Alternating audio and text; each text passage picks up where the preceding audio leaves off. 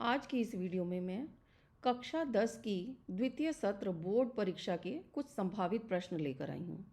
इस वीडियो में संचयन के तीनों पाठ, हरिहर काका, सपनों के से दिन और टोपी शुक्ला के परीक्षा में आने वाले कुछ संभावित प्रश्नों की चर्चा की जाएगी। सबसे पहले हम ले रहे हैं हरिहर काका पाठ के परीक्षा में आने वाले कुछ संभावित प्रश्न। पहला प्रश्न, मैं अकेला हूँ, सब इतने हों, ठीक है मुझे मार दो, मैं मर जाऊँगा, लेकिन जीते जी एक धूर ज़मीन भी तुम्हें नहीं दूंगा। तुम सब ठाकुरबाड़ी के महंत पुजारी से तनिक भी कम नहीं हो। और इससे संबंधित प्रश्न है, हरिहर काका के ऐसा कहने के पीछे कौन सा दर्द था? क्या आप हरिहर काका की इस बात से सहमत हैं? दिए गए कथन के संदर्भ में अपने विचार व्यक्त कीजिए। प्रश्न 2, हरिहर काका पाठ में लेखक ने बताया है कि गांव की ठाकुरबाड़ी का विकास जिस गति से हुआ वैसा किसी और क्षेत्र में नहीं हुआ। यदि गांव में अन्य चीज़ों जैसे स्कूल, अस्पताल, वृद्धाश्रम आदि का भी विकास हुआ होता तो शायद हरिहर काका को वैसी दुर्गति नहीं झेलनी पड़ती। हरिहर काका की दुर्गति के जिम्मेदार सिर्फ महंत और भाई ही नहीं थे, गांव के लोगों का नज़रिया भी था। इस विषय पर टिप्पणी लिखिए। प्रश्न 3, और हरिहर काका वह तो बिल्कुल मौन हो अपनी जिंदगी के शेष दिन काट रहे हैं। एक नौकर रख लिया है, वही उनके लिए बनाता खिलाता है। उनके हिस्से की ज़मीन में जितनी फसल होती है उससे अगर वह चाहते तो मौज की ज़िंदगी बिता सकते थे, लेकिन वह तो गूंगेपन का शिकार हो गए हैं। कोई बात कहो, कुछ पूछो, कोई जवाब नहीं, खुली आंखों से बराबर आकाश को निहारा करते हैं। इससे संबंधित प्रश्न है, समाज में रिश्ते अपनी अहमियत खो रहे हैं। हरिहर काका की स्थिति को ध्यान में रखते हुए कथन की सत्यता सिद्ध कीजिए। प्रश्न 4, बहुत बार ऐसा होता है कि बिना किसी के कुछ बताए गांव के लोग असली तथ्य से स्वयं वाकिफ हो जाते हैं। इस घटना में हरिहर काका के साथ ऐसा ही हुआ। दरअसल लोगों की जुबान से घटनाओं की जुबान ज़्यादा पैनी और असरदार होती है। घटनाएं स्वयं ही बहुत कुछ कह देती हैं, लोगों के कहने की ज़रूरत नहीं रहती। ना तो गांव के लोगों से महंत जी ने कुछ कहा और ना ही हरिहर काका के भाइयों ने ही। इसके बावजूद गांव के लोग सच्चाई से अवगत हो गए थे। फिर भी गांव की बैठकों में बातों का जो सिलसिला चल निकला उसका कोई अंत नहीं।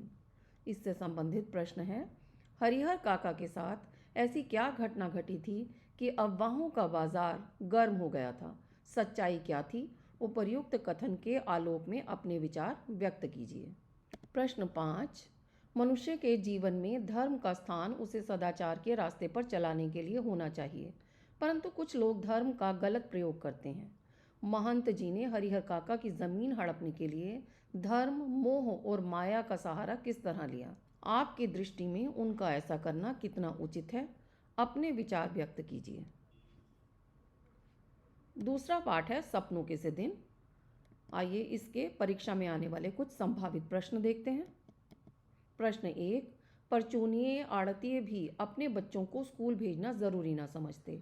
कभी किसी स्कूल अध्यापक से बात होती तो कहते, मास्टर जी हमने इसे क्या तहसीलदार लगवाना है? थोड़ा बड़ा हो जाए तो पंडित घनश्याम दास से लंडे पढ़वाकर दुकान पर बहियां लिखने लगा लेंगे। पंडित 6-8 महीने में लंडे और मुनीमी का सभी काम सिखा देगा। वहाँ तो अभी तक अलिफ बे जीम च भी नहीं सीख पाया है। और इससे संबंधित प्रश्न है, लेखक के समय में और वर्तमान शिक्षा के संदर्भ में माता पिता की सोच में आए परिवर्तन को अपने शब्दों में लिखिए। प्रश्न 2, खेल में अधिक रुचि लेने पर लेखक गुरदयाल सिंह तथा उसके सहपाठियों को अक्सर माता पिता की डांट का सामना करना पड़ता था। क्या आपको भी कभी ऐसी स्थिति से गुजरना पड़ा है? अपने अनुभव साझा करते हुए बताइए कि पढ़ाई के साथ खेलों का छात्र जीवन में क्या महत्व है। प्रश्न 3, सपनों के से दिन पाठ के लेखक ने विस्तार से बताया है कि वे अपनी गर्मी की छुट्टियां किस प्रकार बिताते थे। क्या उनका तरीका सही था? तर्क सहित उत्तर लिखिए। किसी कार्य को सफलतापूर्वक करने हेतु समय प्रबंधन और पूर्व योजना बहुत आवश्यक है। टिप्पणी कीजिए। प्रश्न 4, परंतु कभी कभी ऐसी सभी स्थितियों के रहते स्कूल अच्छा भी लगने लगता।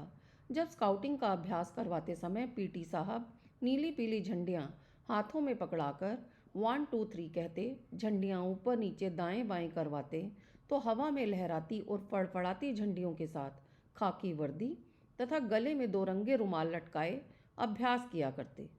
और इससे संबंधित प्रश्न है, उपरोक्त कथन के आलोक में अपने विचार व्यक्त करते हुए बताइए कि स्कूल किस प्रकार की स्थिति में अच्छा लगने लगता है और क्यों। प्रश्न 5, बचपन की यादें मन को गुदगुदाने वाली होती हैं। आप अब तक के अपने स्कूली जीवन की घटनाओं में से ऐसी किसी एक घटना का उल्लेख कीजिए जो आपके जीवन को नैतिक मूल्यों के प्रति अग्रसर करती है। सपनों के दिन पाठ के आधार पर अपने विचार व्यक्त कीजिए।